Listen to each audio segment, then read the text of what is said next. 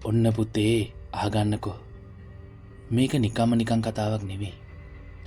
අපේ පැරණි සිංහල ගැමි ජනප්‍රවාදවල තියෙන ඇත්තටම සිද්ධ වුණා කියලා විශ්වාස කරන හරිම අසිරිමත් සිද්ධියක්. අද කාලේ වගේ තාක්ෂණීය දියුණුව නැති ඒ කාලේ මිනිසුන්ගේ හිතේ තිබුණේ හරිම පුදුම විදිහේ গুপ্ত විශ්වාස. ඒ අතරින් කොණ්ඩදෙණිය හාමුදුරු කියන්නේ නිකම් භික්ෂුන් වහන්සේ නමක් නෙවෙයි. උන්වහන්සේ මන්ත්‍ර ගුරුකම් වලට අනවින හෝනියම් කපන්න වගේම අසාධාරණයට ලක්වුණු මිනිසුන්ට පිහිට වෙන්න මහා පුදුම බලයක් තිබුණු කෙනෙක්. උන්වහන්සේගේ නම ඇහුණත් ඒ කාලේ කොඩවින කරන කට්ටඩියු බයේ වෙවුලනවලු. ඔන්න ඉතින් මම අද කියන්න යන්නේ ඒ කාලේ එක පිටිසර ගමක හිටපු එක පවුලකට වෙච්ච මහා කරදරයකින් කොණ්ඩදෙණිය හාමුදුරුවෝ ඒ අයව බේරගත් හැටි ගැනයි. ඒ කාලේ ලංකාවේ මැද රට පැත්තේ කඳු හෙල් වලින් වටවුණු ලස්සන ගමක පුංචිරාල කියලා මිනිස්සෙක් හිටියා. පුංචිරාල කියන්නේ හරිම හිත හොඳ, අතපය හයිය තියෙන, මහන්සි වෙලා වැඩ කරන ගොවියෙක්. එයාට හිටිය ලස්සන බිරිඳා. එයාගේ නම ඩිංගිරි මණිකා. මේ දෙන්නට දරුවෝ 3 දෙනෙක් හිටියා. වැඩිමහල් එක්කෙනා පුතේ. අනිත් දෙන්නම දූවරු. පුංචිරාලට අක්කර ගහනක කුඹුරු අයත් තිබුණා. ඒ වගේම ගම්මිරිස් කුණුදු වගා කරපු ලොකු වත්තකුත් තිබුණා. ඉතින් මේ පවුල හරිම සතුටින් හිටියේ. පුංචිරාලගේ අටුව හැමදාම වී වලින් පිරීලා තිබුණා. ගමේ හැමෝම පුංචිරාලට ගරු කළා. හැබැයි පුතේ, ඔය ඕනෑම තැනක ඉන්නවනේ අනුන්ගේ සැප දකින්න බැරි ඉරිසියාකාරයෝ. අන්න ඒ වගේ මේ ගමෙත් හිටියා අබිලින් කියලා මිනිස්සෙක්.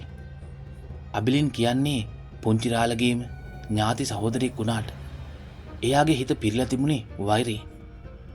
පුංචිරාල දිනු වෙන එක, එයාගේ දරුවෝ ඉගෙනගෙන ලොකු මිනිස්සු වෙන එක අබිලින්ට ඉවසන්න බැරි වුණා. කාලේ හිමින් ගෙවිලා ගියා. ඔන්න එක පාරටම පුංචිරාලගේ ගෙදරට අමුතු කරදර එන්න ගත්තා.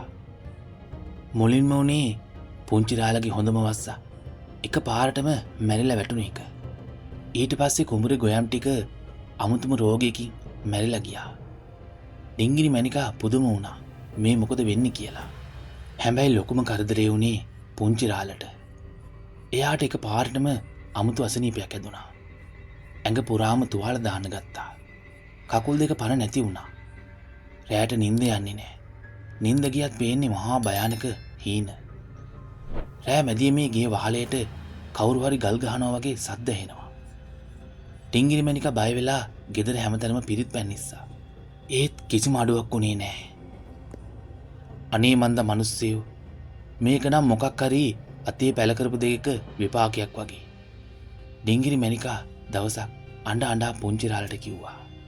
පුංචිරාල ඇඳේ වැතිරිලා කිඳිරි ගහනවා මිසක් මොකුත් කරගන්න බැරිව හිටියා. ගමේ වෙද මහත්තුරු ඇවිත් බෙහෙත් කළා. ඒත් අසනීප හොඳ වෙන්නේ නැහැ. දවසක් රෑ ඩිංගිරි මණිකා දැක්කා. ගෙදර මිදුලේ කොනක කවුරු හරි අඳුරු රූපයක් ඉන්නවා. ඒ රූපේ දැක්කම ඇඟ හිරි වැටිලා යනවා. එදා තමයි ඒ අය තේරුම් ගත්තේ මේක සාමාන්‍ය අසනීපයක් නෙවෙයි, කවුරු හරි කරපු මහා දරුණු හෝනියමක් කියලා. ඇත්තටම මේක කළේ අබිලින්. අබිලින් ගිහින් තිබුණා මහා දරුණු කට්ටඩියක් හම්බ වෙන්න. ඒ කට්ටඩිය නීල යක්ෂයා මතුරලා මිනි ඔලුවක් පාවිච්චි කරලා මහා බලගතු හෝනියමක් කරලා තිබුණා. පුංචිරාලගේ ගෙහිදිරි පිට දොරකට යට මේ හෝනියන් තහඩුවක් වලල්ලා තිබුණා. ඒකේ අරමුණ උනේ පුංචිරාලගේ පවුලම වඳ කරලා, දේපල විනාශ කරලා පුංචිරාලව මරලා දාන එක. පුංචිරාලගේ තත්ත්වය දවසින් දවස නරකතට හැරුණා. එයාගේ ඇඟ වැහැරිලා, ඇස් ගිලිලා, මලකඳක් වගේ වුණා. ගමේ අය කිව්වා දැන් ඉතින් මිනි පෙට්ටිය ලෑස්ති කරගන්න එක තමයි තියෙන්නේ කියලා. හැබැයි ඩිංගිරි මණිකා උත්සාහය අතහැරියේ නැහැ. එයා හැමදාම බුදුපහන තියලා දෙවියන්ට ඇඬුවා තමන්ගේ ස්වාමියා බේරලා දෙන්න කියලා. ඔන්න ඔය වෙලාවේ තමයි ගමේ හිටපු පරණම වෙද මහත්තයෙක් ඇවිත් රහසින් වගේ එක දෙයක් කිව්වේ. ඩිංගිරි මණිකේ, මේක මිනිස්සෙක් කරන බෙහෙතකින් සනීප කරන්න බෑ. මේකට කරන්න තියෙන්නේ එකම එක දෙයයි. කොණ්ඩදෙණිය හාමුදුරු ගාවට යන්න. උන්වහන්සේට විතරයි මේ වගේ දරුණු වින කැපීමක් කරන්න පුළුවන්. ඒ කාලේ කොණ්ඩදිනියට යන්නේක ලේසි වැඩක් නෙවෙයි. වාහන නැහැ. පාරවල් හරිම අමාරුයි.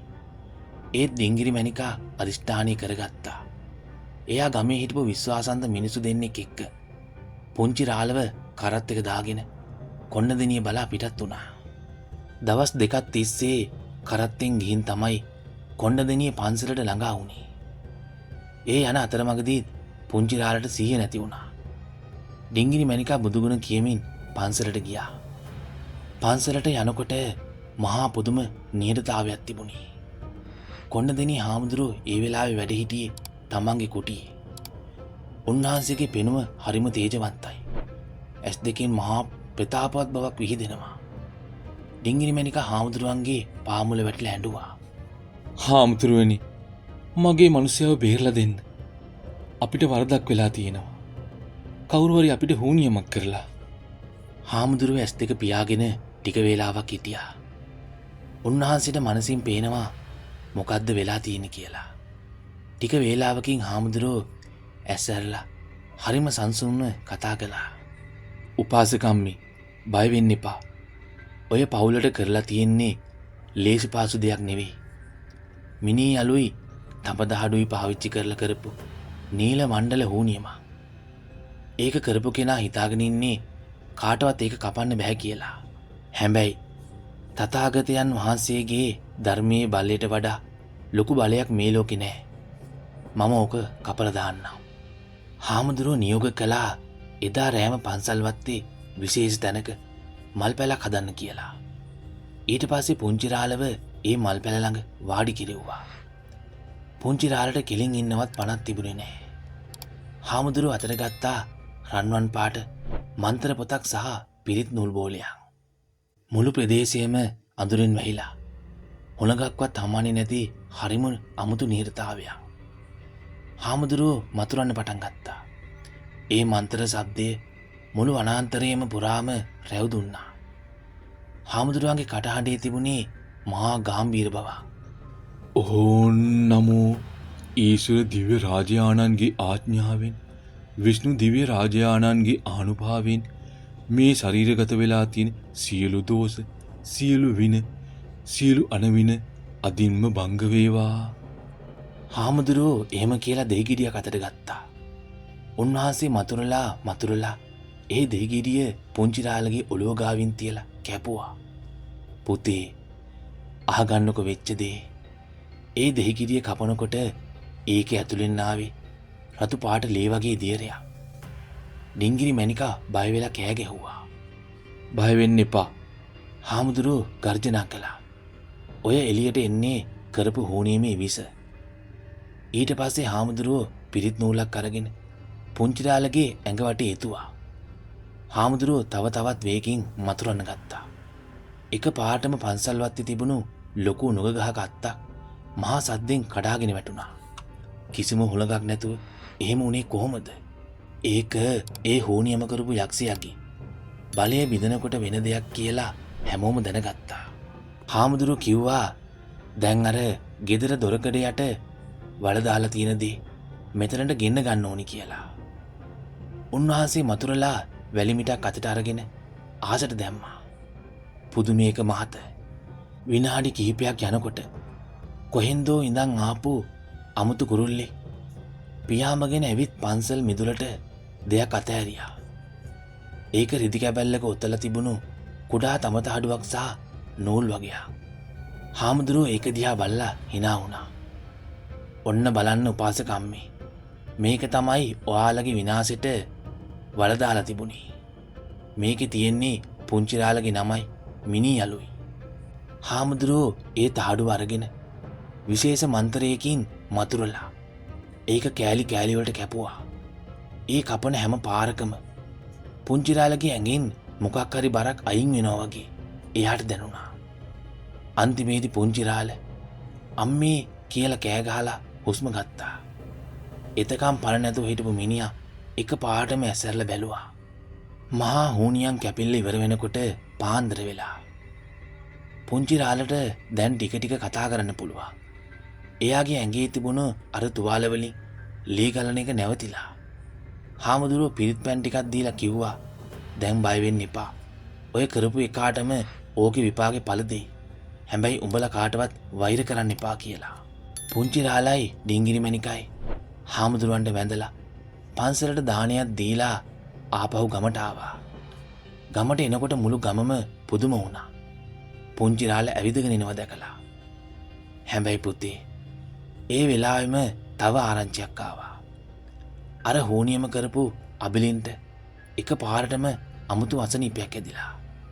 එයාගේ ඇඟ පුරාම ගෙඩි දාලා පිස්සෙක් වගේ කෑ ගහන්න ගත්තලු.